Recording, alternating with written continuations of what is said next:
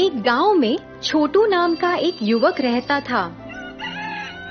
छोटू 19 साल का था, लेकिन वह कुछ करता ही नहीं था। केवल उन बच्चों के साथ खेलता था जो उसकी आधी उम्र के थे। लुक्का छुपी,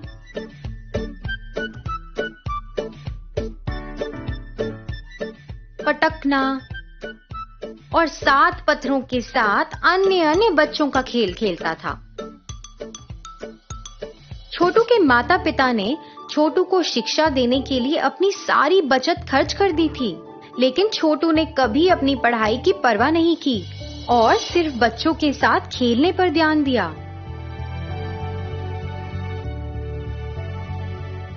अपने व्यवहार के कारण उसके माता पिता उसके भविष्य के बारे में चिंतित थे। एक दिन गांव में बहुत बड़ा केलों का व्यवसाय खोला गया।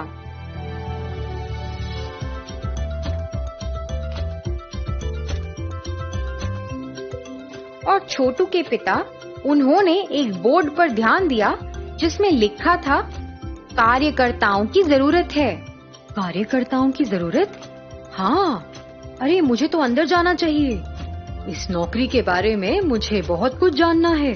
उसने ऐसा सोचा और केले की दुकान के अंदर चला गया। अंदर जाते ही उसने देखा कि 1-2 लोग लाइन में खड़े हैं और एक एक कर केलों की टोकरियां लेके जा रहे हैं। जैसे ही सभी ने टोकरियां लेना पूरा किया, सभी ने जगह छोड़ दी। राकेश ने उस टेबल के सामने दुकान के मालिक को देखा और सीधे उसके पास गया ताकि नौकरी के बारे में पता चल सके। जैसे ही वह उसके करीब गया, उसने पहचान लिया कि मालिक उसके सबसे करीबी दोस्तों में से एक है। अरे राकेश, तुम कैसे हो यार? हमें मिले हुए कितना समय हो गया। हाँ यार, अच्छा हूँ। तुम कैसे हो? तुम इतने अमीर कैसे हो गए यार?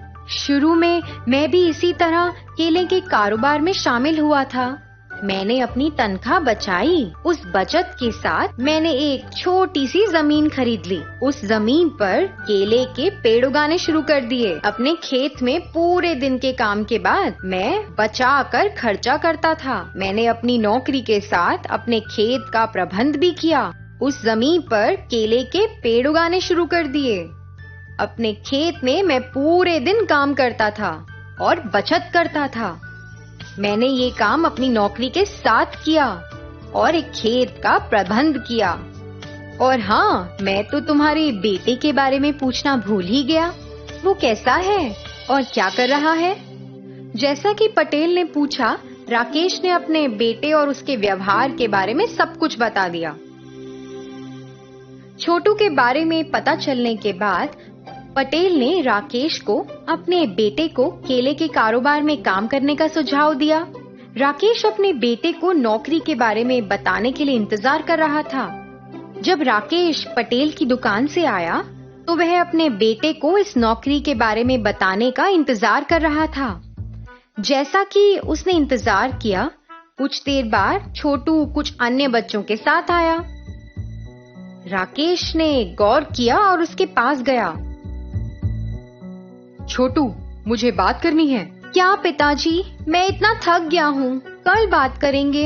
मुझे बहुत महत्वपूर्ण बात करनी है। चलो यहाँ आओ। ठीक है, बोलो, मैं यहीं से सुनूंगा। मैं जो बात तुमसे करने जा रहा हूँ वो केवल सुनने की नहीं है। तुम्हें काम भी करना है। तुम्हें नौकरी करनी पड़ेगी। अपनी उम्र तो देखो, तुम्हें पैसा कमाना है। तुम्हें उन बच्चों के साथ नहीं घूमना चाहिए जो तुमसे 10-15 साल छोटे हैं। हाँ, पिताजी, आप मुझसे क्या काम करवाना चाहते हैं?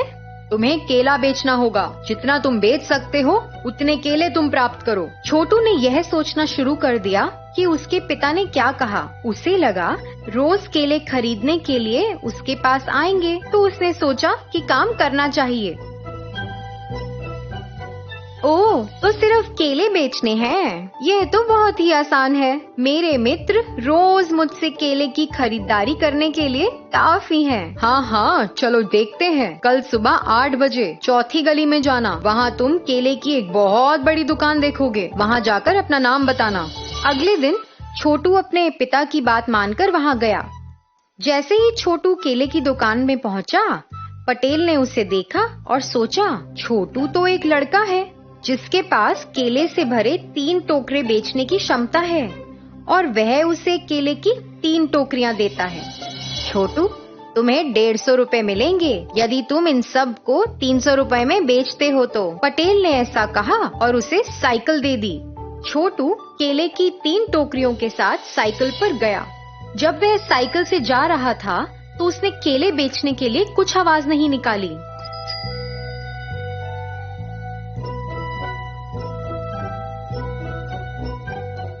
थोड़ी देर बाद वो थक गया और उसे लगा कि उसे पेड़ के पास सोना चाहिए। उसने केलों की 3 टोकरियां नीचे रख दी और वहीं आराम करने लगा। जब वह आराम कर रहा था, छोटू ने सुना कि कुछ बच्चे आसपास खेल रहे हैं। इसलिए छोटू ने पेड़ के नीचे सब कुछ वैसे ही छोड़ दिया और खेलने के लिए चला गया। जब वह खेल रहा था तो दूसरी तरफ बंदर आया जो पेड़ पर था। उसने टोकरी से केले खाने शुरू कर दिए।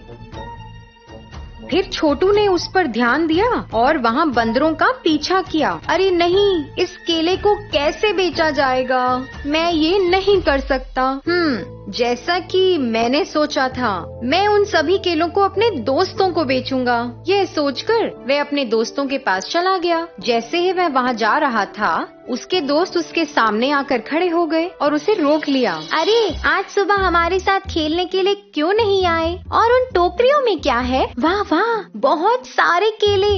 अरे, हर केले की कीमत 2 रुपए है। क्या 2 रुपए? उन सभी ने ऐसा कहा और वहाँ के सभी 6 बच्चों ने केला खत्म करना शुरू कर दिया। यहाँ तक कि छोटू अपनी लालच के साथ उन्हें लगातार एक के बाद एक केला खिलाते ही जा रहा था। केले की एक और पूरी टोकरी देखकर, अरे दोस्तों, कृपया इसको भी खत्म कर दो और 300 रुपए का भुगतान करो। फिर मेरा आज का काम हो जाएगा। फिर बाकी बचा हुआ दिन मैं तुम्हारे साथ बिता सकता हूँ और खेल भी तो सकता हूँ। क्या तुम ये हमसे उम्मीद कर रहे हो कि हम इतना पैसा खर्चेंगे? जाओ, कम से कम केले की आखिरी टोकरी तो बेच दो और पैसा कमाओ। छोटू को समझ नहीं आया कि उसे अपने दोस्तों का सामना कैसा करना है। शुरू में तो उसने सोचा था कि ये आसान काम होगा, सभी केले वह अपने दोस्तों को बेच देगा। लेकिन अब वह जानता था कि ये कितना मुश्किल है। हे भगवान, अब क्या करूं? उन्होंने 200 रुपए के केले खा लिए हैं। अब केवल एक टोकरी बची है। मैं पटेल अंकल को क्या जवाब दूंगा? अगर मेरे पिताजी को इस बारे में पता चल गया तो ठीक नहीं होगा। हाँ, तो मैं एक काम करूंगा।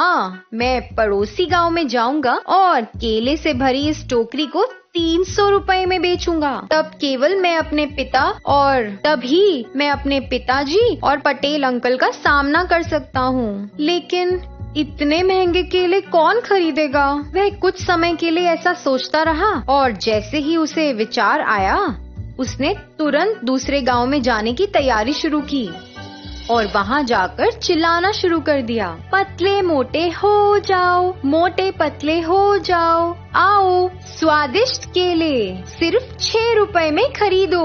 आओ आओ साहब, मैडम जी, सब आओ, इस स्वादिष्ट केले को 6 रुपए में खरीदो। इस तरह से उसने गांव में बेचना शुरू कर दिया। यहाँ तक कि छोटू की बात सुनकर गांव वालों ने उसकी बात का विश्वास किया और सभी पतले और मोटे लोग 6 रुपए के केले खरीदने के लिए आ गए। इस तरह छोटू ने केलों को 300 रुपए में बेच दिया और पटेल साहब के पास चला गया। जैसा कि पटेल ने उम्मीद की और छोटू पर विश्वास किया, वह केले की टोकरी को बेचने में सफल हो गया।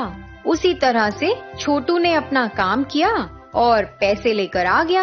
इस बात से पटेल बहुत खुश हुआ और छोटू की प्रशंसा की। छोटू को एहसास हुआ कि उसने इतना काम किया और पैसे भी कमाए। इस वजह से उसने उन बच्चों के साथ समय बिताना छोड़ दिया। उसने अपना समय बर्बाद नहीं किया और उसने मन लगाकर काम करना शुरू किया।